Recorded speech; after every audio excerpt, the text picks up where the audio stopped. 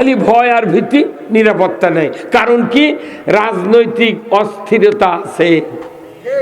কিবা খালি রাজনৈতিক অস্থিরতা যদি না থাকতো, মানুষ বুক ফুলে ফকিন্নিও একটা অন্যায়ের বিরুদ্ধে প্রতিবাদ করত। ফকিন্নি তো দূরের কথা, মসজিদের ইমাম অন্যায়ের প্রতিবাদ করে পারে না। না বা বলে যদি মোতাল্লি খেপে দেয়, চাকরি আর থাকবে না। হ্যাঁ, হুজুর কথা কোন না? তাহলে বাংলাদেশের সব ভালো, খালি রাজনৈতিক অস্থিরতার কারণে আজকে দেশের মানুষের শান্তি নাই, মনের শান্তি নাই, শুয়ে থেকে শান্তি নাই, ঘুম পাড়ে শান্তি নাই, ব্যবসা করে শান্তি নাই, কোথাও শান্তি নাই, বিয়ে করেও শান্তি নাই। প্রত্যেকটা বিয়ে বাকি। হ্যাঁ বলেন তো, ওজুর ফরজ কয়টা? হ্যাঁ জোরে কোন কয়টা? শুনে খুশি হবেন, গত পরশুদিন সিমলা বাজারত একটা মুক্তিযোদ্ধা, বুঝছেন, প্রাইমারির প্রধান শিক্ষক রিটায়ার্ড হয়ে গেছে। ওনার বাপ আবার এটিও, ওনার শ্বশুর এটিও, ওনার স্ত্রীও প্রাইমারি মাস্টার। এই প্রধান শিক্ষক আমার কাছে ধরে জোরাজোরি কোলাগুলি করে হুজুর না চা খান। আমি বাইরে চা খাই না। উনি এতই বক্তৃতা আমাকে শুনেছে। আমি এই ভাই শোনেন তো, ওজুর ফরজ কয়টা কোন তো? উনি করছে 9টা। তখন আমি বুঝতে পারছি যে কি শিক্ষিত। প্রাইমারি হেডমাস্টার যে ওজুর ফরজ 9টা কয়, তাহলে দুনিয়াদারি থাকবি। হে ভাই থাকবি। আমি বললাম ভাই গোসলে ফরজ কয়টা? বলছে 7টা। আমি মরদ তুই রে, তুই মরদ।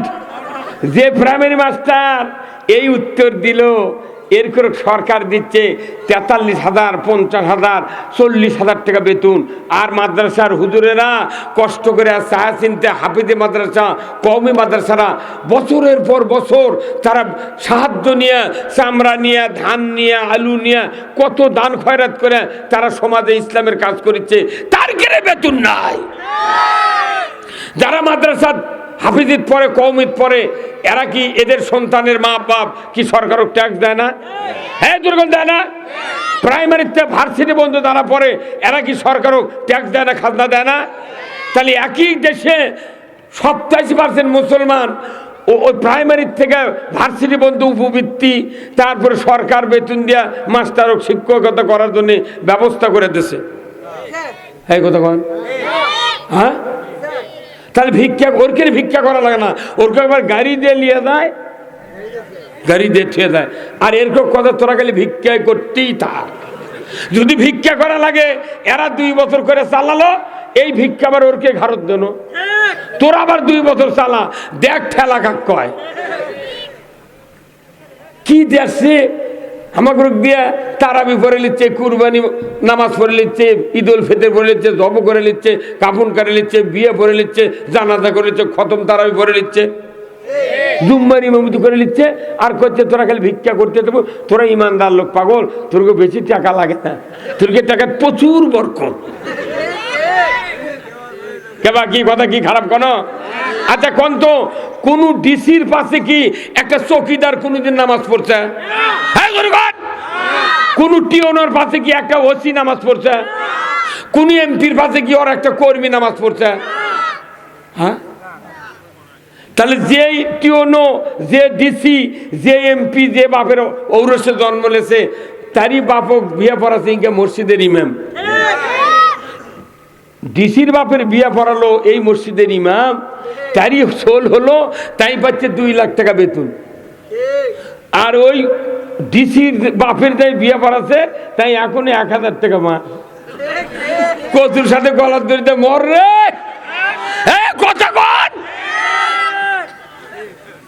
বাংলাদেশে যদি এমপি টিওনো, ডিসি 64 জেলার আর 460টা উপজেলার টিওনো যদি সরকারক বলে আমাদের বাপের যারা বিয়ে পড়াছে, আমরা সেই সন্তান জন্মে 1 লাখ, 1.5 লাখ, 90,000 টাকা, 25,000 টাকা ভাতা পাচ্ছি, ও স্যার আমার বাপের যারা বিয়ে পড়াছে ওর ক্ষেত্রে বেতন প্রাইমারি মাস্টারের মতো না দেওয়া পর্যন্ত আমরা আর দিনের ভোর রাত দিব না।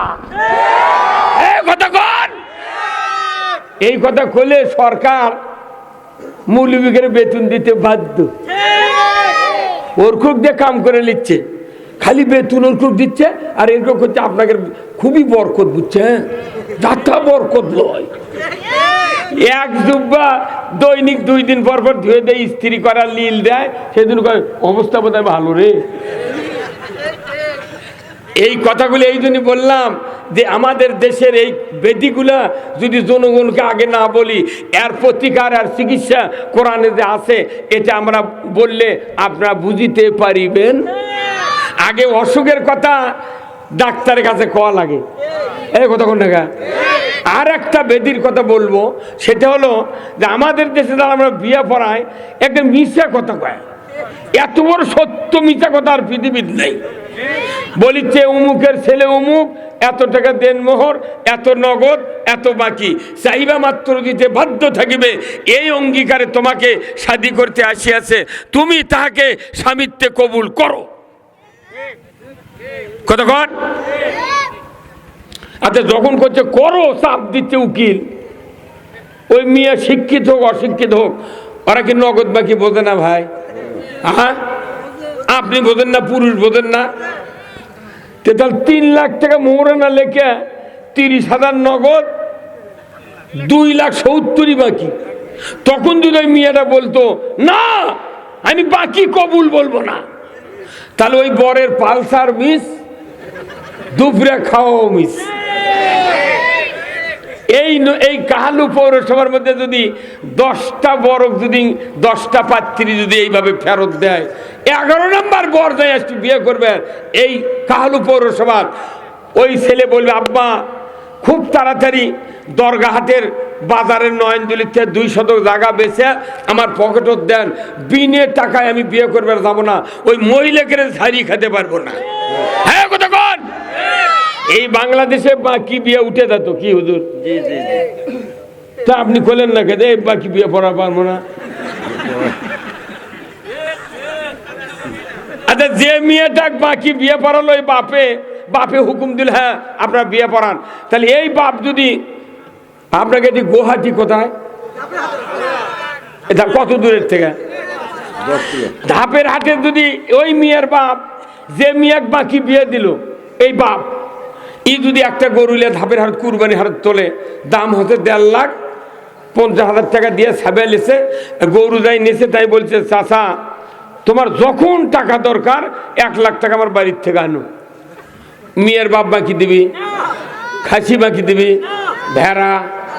হ্যাঁ, প্রথম যে কোরআন তেলাওয়াত হচ্ছে, ইনি আবার যে বাপের সন্তান, তার নাম হলো আজিজুল ইসলাম, তিনি আবার যুব দলের পৌর হচ্ছে কি সভাপতি। আল্লাহ দিলে আজকের সবার বরকত হবে। কথা জোর করে নিয়েছে, চ্যাংরা তুলে দিছি, ওই জীবনে আগে খরচ শুনেছি, তারপরে এটিয়েছে আবার কোয়াছি। কতক্ষণ টাকা এলে বিএনপি নেতাকে বেটারা মৌলবি বানার লাগবি, আর আমাকে বুড়া মানুষের মৌলবীর বেটা মরুবি হলে কই রাজাকার, আর বিএনপির নেতা যখন মৌলবি বানাবে ওর বেটা, তখন ওরা কই মুক্তিযোদ্ধা। কতক্ষণ? আর গরিব মানুষ মুন্সি মানুষ মাদ্রাসা পড়াবো না আমরা, ডেকে নিয়ে যা বিএনপি আওয়ামী লীগের নেতাকে বেটা করো, আমরা টাকা খরচ করে মৌলবি বানাবো। হ্যাঁ কতক্ষণ? ধনী মানুষের বেটা করো মৌলবি না বানান পর্যন্ত এই রাজাকার বন্ধ হবে না। হ্যাঁ কথা কর,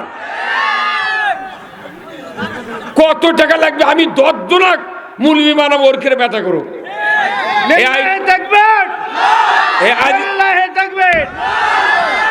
আইদুল ভাই কচি দেখ আমাকে দেন, আমি বাড়িতে মৌলবি বানাবো। কি সাহস! একবার কতি ও খালি কারেন্টের মতো জ্বলে উঠছে। মারহাবা। প্যান্ট গা দিয়েছিল, শার্ট গা দিয়েছিল, আমি দেখেই ওকে পায়জামার মা ওকে পায়জামা পরে দিছে, পাঞ্জাবি গাতে টুই মাথা মনের জামাতের আমির রে। আল্লাহু আকবার, লিল্লাহে তাকবীর। বেজার হলেন আপনারা?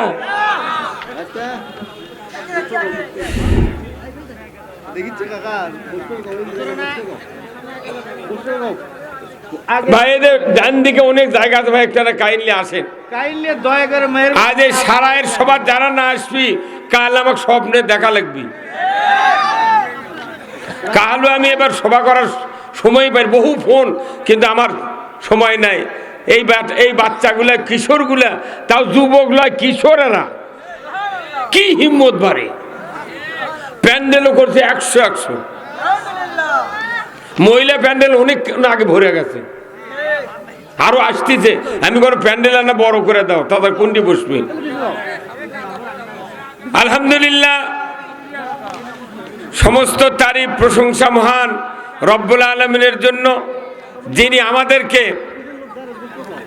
সারাই কাহালু বগুড়া এই পৌরসভার ভেতরেই বিরাট 12তম অধিবেশন তাফসিরুল কোরআন মাহফিল, এই মাহফিলে বসে কোরআন, ইসলাম, রসুলের জীবন আদর্শ, দুনিয়ার শান্তি, আখেরাতের মুক্তি, কোন পথে চললে জান্নাত, কোন পথে চললে জাহান্নাম, পারিবারিক নীতি, সামাজিক নীতি, রাজনৈতিক নীতি, কোরআন হাদিসে যা আছে এইগুলি আল্লাহ তাআলা আমাদেরকে যা নিষেধ করেছেন, যা হুকুম করেছেন, এর থেকে কিছু কিছু কথা বলা, জানা, শোনার যে মুনিব সুযোগ করে দিচ্ছেন, সেই মুনিবের দরবারে শুকরিয়া আদায় করছি।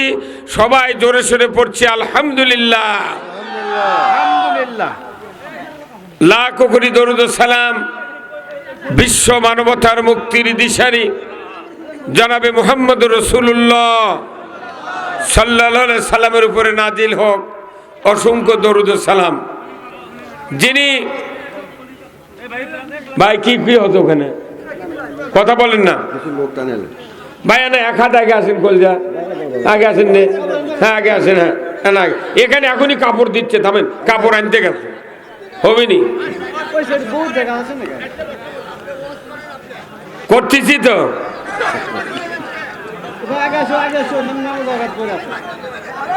ওই নবীর প্রতি দরুদ যিনি এই পৃথিবীর শ্রেষ্ঠ স্বামী, যখন আল্লাহু আকবার, তিনি শ্রেষ্ঠ বাবা, শ্রেষ্ঠ নানা, শ্রেষ্ঠ যোদ্ধা, শ্রেষ্ঠ রাজনীতিবিদ, শ্রেষ্ঠ ইমাম, শ্রেষ্ঠ রাষ্ট্রনায়ক, জোরে বলুন ঠিক কিনা। সেই রসুলের প্রতি সবাই পড়ি সাল্লাল্লাহু আলাইহি ওয়াসাল্লাম। আজকের মাহফিলের সম্মানিত সভাপতি জনাব আলহা হাফেজ মাওলানা মোহাম্মদ বেলায়েত হোসেন তৌহিদি, খতিব সারাই জামে মসজিদ, আল্লাহ ভাইজানকে দ্বীনের জন্য কবুল করুক, বলুন আমিন। কে নিকে আপনি মারহাবা, নাম বললে না হাত আলোক করবেন, তাহলে চেনা যায়। দেখেন না টকশোর নাম কয় না, তখন হাত আলোক করে, আমি তো চিনি না। এরপরে আজকের মাহফিলের সম্মানিত বিশেষ অতিথিবৃন্দ, আলহাজ মোহাম্মদ মোফাজ্জল হোসেন, জনাব মোহাম্মদ ফরিদউদ্দিন, আলহাজ মোহাম্মদ খুরশেদ আলী, জনাব মোহাম্মদ আবু বক্কর, এই 4 লাইনে 3-12 জনের প্রথম মাথা আমরা বললাম। আল্লাহ এই ভাইদেরকে দ্বীন এবং ইসলাম অনুযায়ী চলার তৌফিক দান করুক, বলুন আমিন। আমন্ত্রিত অতিথি অনেকগুলি, প্রবাসী অতিথিবৃন্দ অনেকগুলি, সর্বনাশ 1 2 3 4 5 6 7 8, তাহলে 1 2 3 4 5 6 48 জন প্রবাসীর নাম আছে। আল্লাহু আকবার।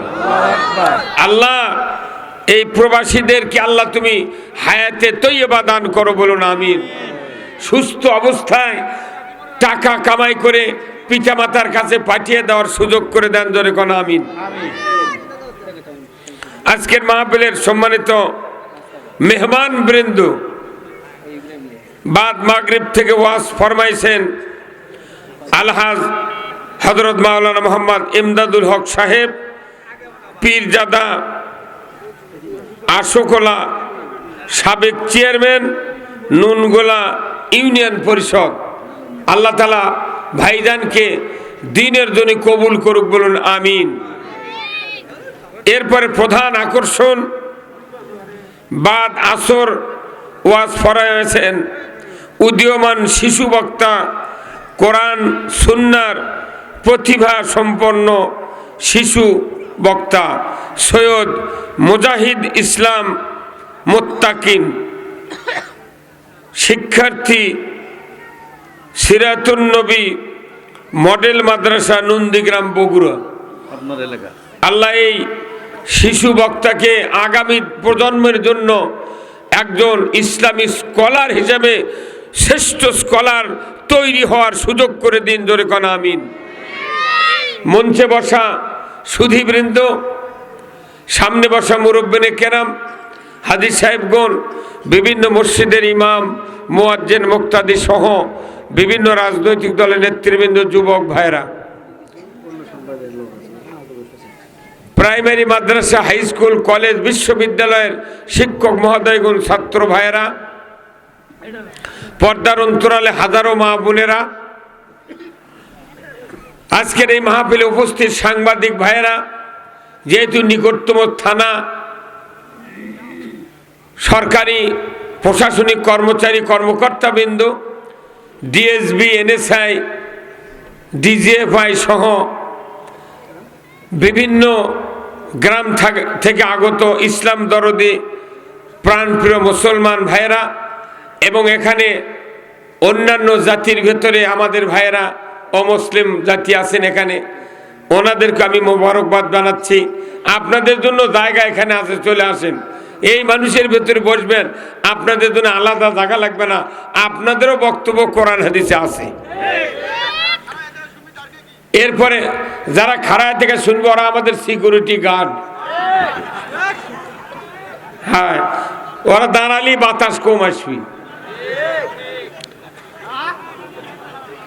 আল্লাহ তাআলা আমাদেরকে আর একটি সুযোগ দিয়েছেন যে এখানে প্রচার মিডিয়ার সম্মানিত মাইকেল এবং ভিডিও ম্যান ভাইরা আছেন, যাদের কারণে আমার এই বক্তৃতা পুরো পৃথিবীতে কমপক্ষে 2 ঘন্টায় 20-30 হাজার লোক লাইভ দেখে। আল্লাহ তাদেরকেও সম্মানিত করুক। সম্মানিত ভাইরা, আপনাদের প্রতি আর একবার সালাম, আসসালামু আলাইকুম ওয়া রাহমাতুল্লাহ। আমরা বসেছি জান্নাতের বাগানে। আল্লাহু আকবার। জিকির করতে বললাম ফার্স্টে, এই জিকির যারা করেছেন স্বতঃস্ফূর্তভাবে, আল্লাহ রাসূল বলছেন যখন বান্দা জমিনে বসে মহব্বত নিয়ে জোরে জোরে জিকির করে আল্লাহর তৌহিদের কালেমার, সাথে সাথে আরশে আযমে একটা খুঁটি আছে, থরথর করে কাঁপতে থাকে। আল্লাহ বলে, খুঁটি কাঁপো কেন? তুমি স্থির হয়ে যাও, তুমি দাঁড়িয়ে যাও। খুঁটি বলে, আল্লাহ, ওই যে সারায় কাহালু পৌরসভার ভেতরে যুব সমাজ কর্তৃক আয়োজিত একটা তাফসীরের মাহফিল, অনেকগুলি মানুষ, মা বোনেরা, তারা বসে বসে জিকির করছে তৌহিদের কালেমার। আপনি ওদের জীবনের গুনাহ যতক্ষণ মাফ না করবেন, আমি খুঁটি থামতে রাজি নই। আল্লাহ তখন বলবেন, আমি মাফ করে দিলাম। সুবহানাল্লাহ। এটা তো জান্নাতের বাগান। এই বাগানে যখন কেউ ঢোকে তখন ফেরেশতা আসে অসংখ্য। ওই ফেরেশতাগুলি এই মাহফিলের ঢোকার গেটের দ্বারে আসে। আল্লাহ বলে, ফেরেশতা, এই গুনাহগার বান্দা মাহফিলে যাচ্ছে জান্নাতের বাগানে, ওরকে ঘাড়ের সব গুনাহ তোরা এটিলে, তোরা ওই গুনার ঝোলালে এটি খাড়া হ, ওরা নিষ্পাপ হয়ে জান্নাতের বাগানে যাক, জোরে কোন আমিন। তারপরে মাহফিল শুনলো, দোয়া করলো, তাবারক খালো, চলে যাচ্ছে। তখন ফেরেশতা আল্লাহ বলে, আল্লাহ এখন কি করব? তখন আল্লাহ বলে, না, আমার রসুল বলছে যারা তৌহিদের কালেমার জিকির করবে তাদের জন্য আরশের খুঁটি আমার কাছে দরখাস্ত করছিল, আমি তো মাফ করে দিছি তাদেরকে। জোরে বলা গেল সুবহানাল্লাহ। এত কি ফোন হতেন কি আপনারা?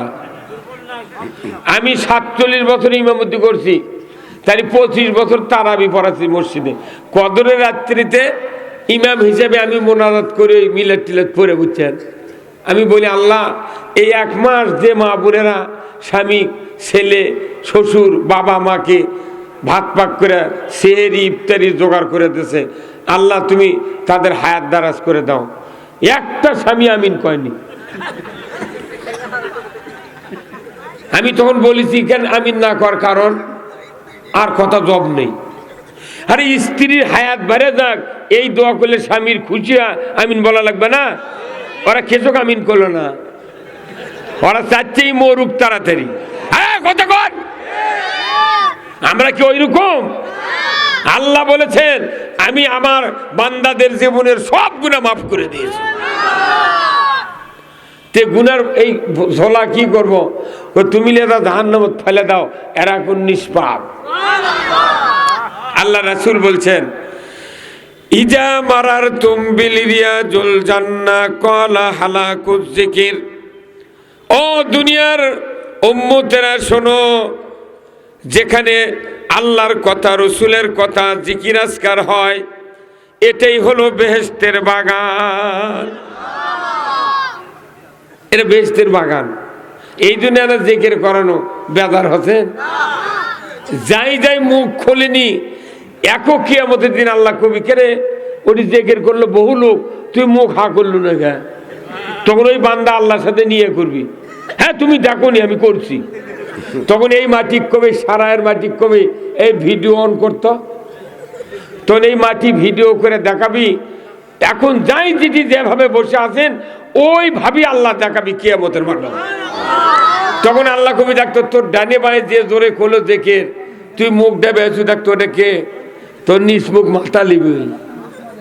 না, মানুষের একটা সেকেন্ডের জীবন আল্লাহর কাছে ভিডিও ছাড়া চলার উপায় নাই। আল্লাহু আকবার। এই জন্য আমরা যে অবস্থায় যেখানে কেবল ওখানে কি কয় এত কথা কয় গা, যেখানে আমরা যে অবস্থায় থাকি আগে কার জিকির, তারপরে দরুদ কার? রসুল। কোন নবী জানেন? যে নবী একটা মসজিদের ইমামতি করেছেন 10 বছর। কয় বছর? 10 বছর। সেই মসজিদের নাম কি? মসজিদে নববী। আল্লাহ রাসূল যে মসজিদে নামাজ পড়েছেন ওই মসজিদে কিয়ামত পর্যন্ত 1 রাকাত নামাজ পড়লে 50,000 রাকাতের সওয়াব। আছে কি এমন মসজিদ আমাদের দেশে? নেই। আমাদের মসজিদে ফজরের নামাজ ওযু করে 2 রাকাত নামাজ জামাতের সহিত পড়ে আপনি বাড়িতে আসেন তাহলে 27 গুণ সওয়াব হবে। কত গুণ? 27 গুণ সওয়াব হবে। ভালো, তার 27 গুণ সওয়াব হতে এর শর্ত আছে, আপনার মুখত দাড়ি থাকা লাগবে। কি দাড়ি? কার সুন্নত? নবীর সুন্নত। তারপর টুপি থাকা লাগবে, তার পাগড়ি থাকা লাগবে, নেসফ শাক পোশাক থাকা লাগবে, যে পোশাকে নামাজ পড়লে রুকু